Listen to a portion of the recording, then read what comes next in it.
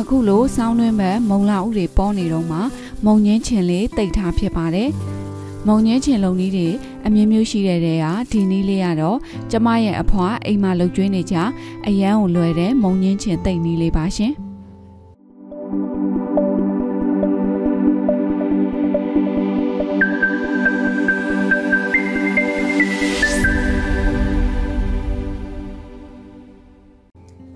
မုံလောင်အဖြူတတွဲကိုရေစင်အောင်ဆေးပြီးတော့အခွန်ခွာရပါမယ်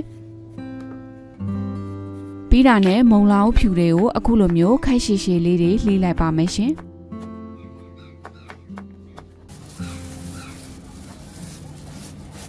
လှီးပြီးတဲ့မုံလောင်တွေကိုစားနဲ့နေပေးပါမယ်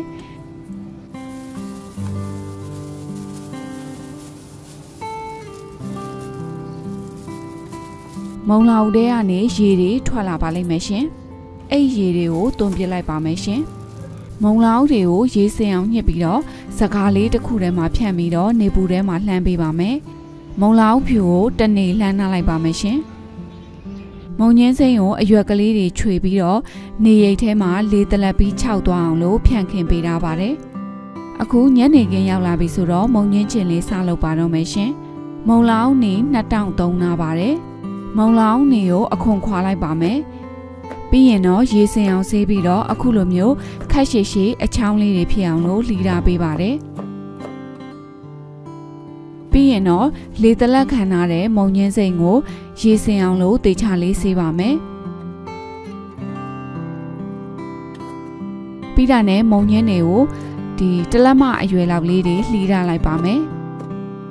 လှီပြီးသွားတဲ့မုံညင်းတွေကိုစားနဲ့နေပါမယ်ရှင်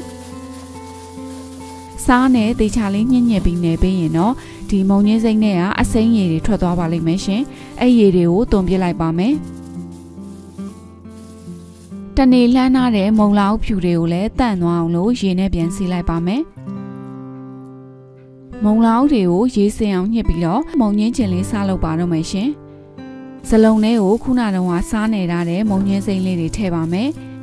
မုံလောက်ဖြူလေးတွေလည်းထည့်လိုက်ပါမယ်မုံလောင်နေကိုလည်းထည့်ပါမယ်ရှင်အရသာအတွက်စားထည့်ပါမယ်တကြားထည့်ပါမယ်ရှင်ကျမတော့ချူချူလေးကြိုက်လို့တကြားများများထည့်ပါတယ်အယောင်လှအောင်လို့ရဲ့အဆက်အရသာလေးရအောင်လို့ငရုတ်သီးအစိမ်းမုတ်ကိုထည့်ပါမယ်ဆက်ဆက်လေးကြိုက်တယ်ဆိုရင်တော့ငရုတ်သီးအကျန်းမုတ်ကိုလည်းထည့်လို့ရပါတယ်ရှင်ပြီးရင်တော့အနံလေးမွေးသွားအောင်လို့တရုတ်မဆလာထည့်ပါမယ်ဒီတရုတ်မဆလာနေရာမှာနန်းနန်းစီတို့စမုံစပါးတို့မုံညင်းစီတို့စသဖြင့်ကိုကြိုက်တဲ့အမွှေးကြိုင်တွေကိုထည့်လို့ရပါတယ်ရှင်ပြီးသွားပြီဆိုရင်တော့အားလုံးနှံ့နေအောင်လို့နယ်ပေးလိုက်ပါမယ်ရှင်မုံညင်းချင်လုပ်တဲ့အခါမှာဆန်အရက်ကတော့မပါမဖြစ်လို့လည်းပြောကြပါတယ်ရှင်မုံညင်းချင်ကိုပို့ပြီးတော့အထားခံအောင်လို့ဆန်အရက်ကိုထည့်ပြီးတော့လုပ်ကြပါတယ်မုံညင်းချင်ကိုအကြာကြီးနှစ်ပအောင်ထားပြီးစားမယ်ဆိုရင်တော့ဆန်အရက်ကိုမဖြစ်မနေထည့်ပေးရပါတယ်ရှင်ကျမတော့အကြာကြီးထားပြီးစားမှာမဟုတ်တဲ့အတွက်ဆန်ရက်မထည့်တော့ပါဘူးအချင်ဖောက်ဖို့အတွက်ကိုတော့ဆန်တို့ကောင်းညင်းတို့ကိုကြိုပြီးတော့ထည့်ကြတာရှိသလိုဆန်စည်းရည်တို့ထမင်းရည်တို့နဲ့အချင်ဖောက်ကြတာမျိုးလည်းရှိပါတယ်ကျမတော့ဒီမှာအချင်ဖောက်ဖို့အတွက်ဘာမှမထည့်ပါဘူးရှင်သူ့ဘာသူအသီးရွက်တွေကနေတဘာဝတိုင်းအချင်ပေါက်လာတာကိုစောင့်ရတာဖြစ်လို့အချိန်တော့ရက်နေနဲ့ကြကြလေးပို့ထားပေးရပါတယ်အခုလိုမျိုးအသီးရွက်တွေနွမ်းကျသွားအောင်လို့နယ်ပြီးပြီဆိုရင်တော့အရသာလေးမြည်ကြည့်ပြီးတော့လိုအပ်တာထပ်ထည့်နိုင်ပါတယ်အရသာကိုယ်စိတ်ကြိုက်ဖြစ်သွားပြီဆိုရင်တော့တန့်ရှင်းပြီးတော့6တွေ့တဲ့ပလင်းတစ်ခုထဲမှာဖိသိပ်ပြီးတော့အချင်ဖောက်ပါမယ်ဒါလေးကတော့ Nest Coffee မုတ်ပလင်းလေးကိုပြန်သုံးထားတာပါရှင်ဒီနေရတာလေးတွေကိုပလင်းထဲကိုထည့်လိုက်ပါမယ်ရှင်ပြီးရင်လေခိုးနေရမျိုးမရှိအောင်လို့လက်နဲ့တေချာလေးဖိသိပ်ပြီးတော့ထည့်ပေးပါမယ်တချို့တွေအခုလိုမျိုးလက်လုံချင်နေစားရင်ဝန်းပြတ်ကြတယ်ဆိုတာကအဓိကကတော့အချင်ဖောက်တဲ့နေရာမှာမတန့်လို့ရဲ့နောက်တစ်ခုကမှုဆွဲတာကြောင့်ရဲ့ဖြစ်တာပါကျမပထမတစ်ခါစမ်းလုပ်ကြည့်တော့ဒီမုံလောင်ဖြူတွေကနေလန်းနေရင်တန်းလန်းနေပဲနေအောင်တိတ်မရတဲ့အတွက်မှုလိုက်လာပါတယ်အဲ့မှုလိုက်လာတဲ့မုံလောင်ဖြူတွေကိုမစားတော့ဘဲနဲ့အကုန်လွှင့်ပစ်လိုက်ရပါတယ်ရှင်အခုလိုမျိုးအိမ်မှာလုပ်တာကြတော့မှုလုံးဝမပါဘဲနဲ့တန်တန်ရှင်းရှင်းစိတ်ချလက်ချစားလို့ရပါတယ်ရှင်အားလုံးထည့်ပြီးသွားပြီဆိုရင်တော့အဖုံးလေးလုံပြီးတော့လေးမိုးရအောင်လို့ပလတ်စတစ်လေးခံပြီးတော့မှတေချာလေးပိတ်ပေးလိုက်ပါမယ်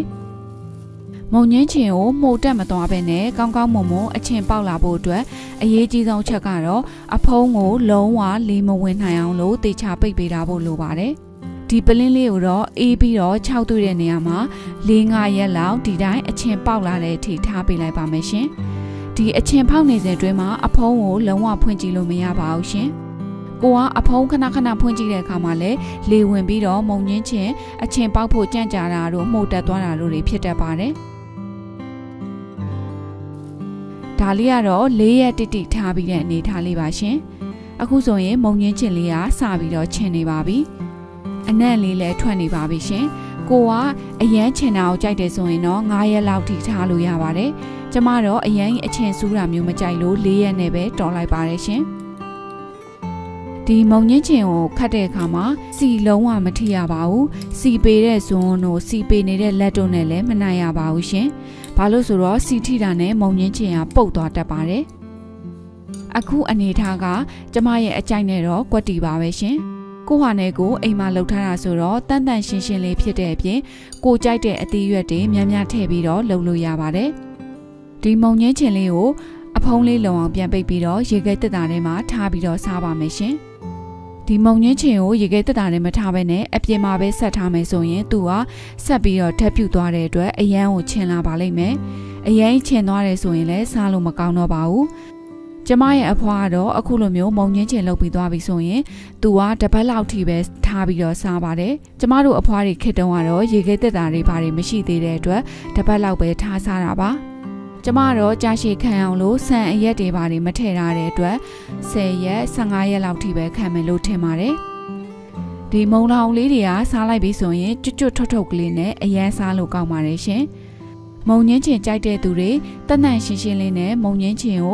ကိုဘာကိုအိမ်မှာလှုပ်ရှားကြတဲ့သူတွေအခုလိုမျိုးလေးလှုပ်ရှားကြည့်ပါရှင်ကျမရဲ့ channel လေးကိုလည်း subscribe လေးလုပ်ပြီးအားပေးခဲ့ဖို့ဖိတ်ခေါ်ပါတယ်ရှင်